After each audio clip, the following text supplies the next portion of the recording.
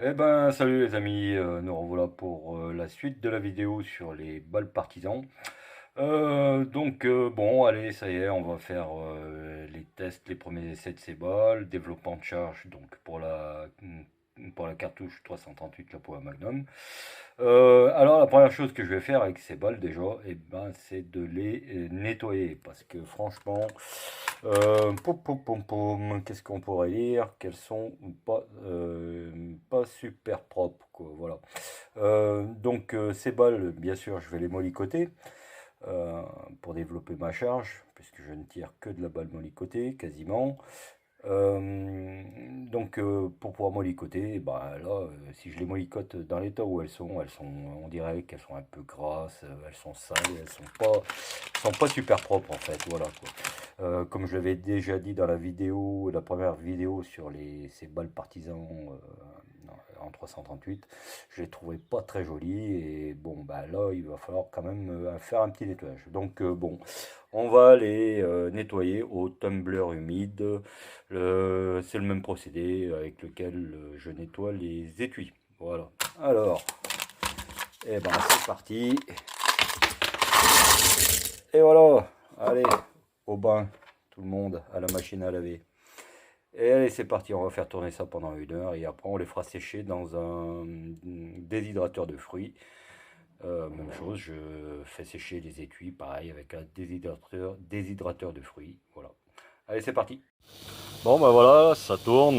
Donc là, je vous présente en même temps mon tumbler humide fabrication maison. Avec, comme d'habitude, beaucoup de choses qui sortent de chez Monsieur Bricolage. Voilà, et je l'ai encore dit, j'ai pas d'action chez eux, hein, mais bon, voilà, voilà. Petite présentation vite fait. Hein. Bon, vous voyez, c'est de la récup, c'est du bricolage, mais ça fonctionne, c'est l'essentiel. Allez, on verra tout à l'heure, une fois qu'elles auront tourné pendant 1 heure, c'est balles partisans, on va les nettoyer et puis on va les mollicoter. Allez, à plus. Bon, voilà le déshydrateur de fruits qui va me servir à sécher les balles une fois qu'elles ont été passées au tumbler humide. Donc là, comme vous le voyez, j'ai fait sécher des étuis que j'ai tirés la semaine dernière, des étuis de 338 la poids Magnum. Bon, voilà, le tumbler humide, il y a plein de tutos qui ont été déjà faits sur le sujet. Bon, bah, si vous voulez nettoyer des étuis de façon vraiment optimale, voilà, il n'y a pas de secret. Le meilleur moyen, enfin moi j'ai essayé, comme beaucoup de tireurs, j'ai essayé plein de façons de nettoyer les étuis. J'ai un bac ultrason, j'avais le trembleur avec le média coque de noix traditionnel. Bon bah là il n'y a pas de secret, hein. Ce qui nettoie le mieux les étuis, c'est le tumbler humide. Si vous ne connaissez pas, je vous invite à vous renseigner sur ce principe-là. C'est vraiment génial. Donc là, dans mon déshydrateur, là, j'ai 3 étages. J'ai 75 étuis de 338 la poids que j'ai passé en une seule fois dans le tumbler. C'est pas mal. Un tumbler qui permet de nettoyer 75 étuis de 338 la poids magnum en une seule séance. C'est plutôt correct. Voilà. Donc c'est un déshydrateur de fruits qu'on trouve sur Amazon. Ça vaut une trentaine de balles. C'est pas cher, ça permet de sécher immédiatement les étuis dès qu'on les a sortis du tumbler humide. Et puis ça nous fait des étuis qui sont super propres. Voilà. Allez, on verra la suite après. Bon ben voilà, j'ai sorti les balles du tumbler humide, donc là je les ai vite séchées rapidos sur une serviette. Bon là elles ont déjà meilleure mine quand même, là voilà, là c'est quelque chose de propre. Il n'y a pas de traces de graisse ou de corps gras ou je sais pas. elles sont, euh, elles sont quand même plus jolies que tout à l'heure, quoi. Donc là déjà ça me plaît un petit peu mieux. Bon, on va les passer au déshydrateur de fruits quand même pour finir le séchage. Et puis après, bon, une fois qu'on aura bien peaufiné tout ça, on va mollicoter le tout. Voilà. Parti, premiers essais avec les balles partisans, donc en 250 grains, 4 séries de 5, 4 chargements différents. On va voir, j'ai déjà fait 2 cartouches pour chauffer un peu le tube. Et puis ben, on verra ce que ça donne en cible pour les 4 séries. Voilà. Yep. Ouais.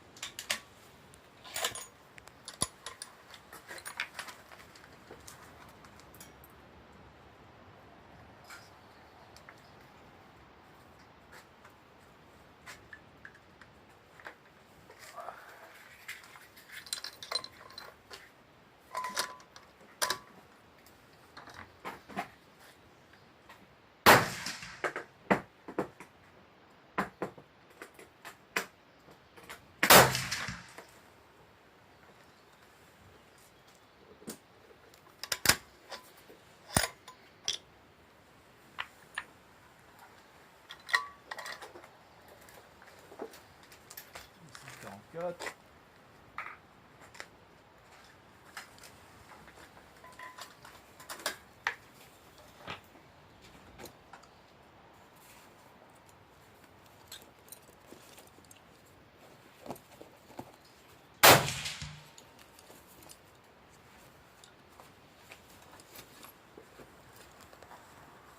Putain, j'ai voir, je me fais vieux, bordel, il faut que je mette les lunettes à chaque fois. 846. 846, c'est pas si mal que ça. Ouais, ça reste constant. Ça va.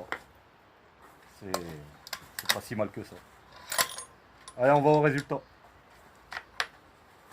Bon, fin des essais, des premiers essais avec la balle partisan en 250 grains. Donc on va voir ce que ça donne en cible. Bon, d'après ce que j'ai pu voir dans les lunettes, il y a quelque chose qui me semble pas si mal que ça.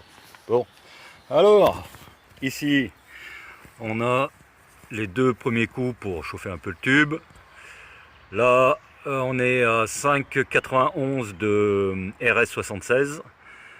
5,95 de RS76. Voilà. 97. Et 6 grammes. Donc là, à 6 grammes de RS76, 5 impacts, à part ce petit flyer. Bon, bah, ça n'a pas l'air si mal. Donc un peu décontenancé parce que je m'attendais à pire que ça. Donc je me suis dit que ça allait être pas terrible comme résultat. Donc là, à 6 grammes de RS76, on a quand même quelque chose de correct avec ces balles partisans. Donc on va poursuivre les essais et puis essayer de confirmer ça. Donc la prochaine fois, je viendrai avec 5 séries de 5 cartouches à 6 grammes de RS76. Et puis on verra si le résultat est constant. Bon, au niveau des vitesses aussi, c'est pas mal. On verra ça une fois rentré à la maison pour un débrief complet. Bon ben voilà, je vais finir cette vidéo là sur le résultat des vitesses que j'ai obtenu ce matin. Donc là on revient, donc 5,91 g, 5,94 g, 5,97 g, 6 g de RS76. Voilà. Donc apparemment, d'après les résultats de ce matin, le sweet spot se trouve à 6 g de RS76. Ce qui nous donne le meilleur groupement pour l'instant de ces 4 séries, avec des vitesses qui sont pas si mal que ça. Si on élimine la plus haute, la plus basse, bon, on tourne, on va dire, à un SD de 3 mètres secondes, en éliminant la plus grande, la plus haute et la plus basse. Bon, c'est sûr que sur 5 cartouches, c'est pas forcément démonstratif, il faudrait le faire sur plusieurs séries. C'est pour ça que les prochains essais, je ferai 5 séries de 5 cartouches à 6 grammes de RS76. Et ce qui permettra d'affirmer ou de confirmer le sweet spot. Bon, je m'emballe pas de trop parce que je m'étais déjà emballé sur les TPM 338 lors des premiers essais. Donc le dernier carton à 6 grammes de RS76, est-ce que c'est un groupement qui sera reproductible ou pas? Je sais pas, donc je m'emballe pas. Mais donc première constatation, donc voilà quoi, là, 250 grains partisans. Pour l'instant, là, à 6 grammes de RS76, fait un groupement pas dégueulasse du tout.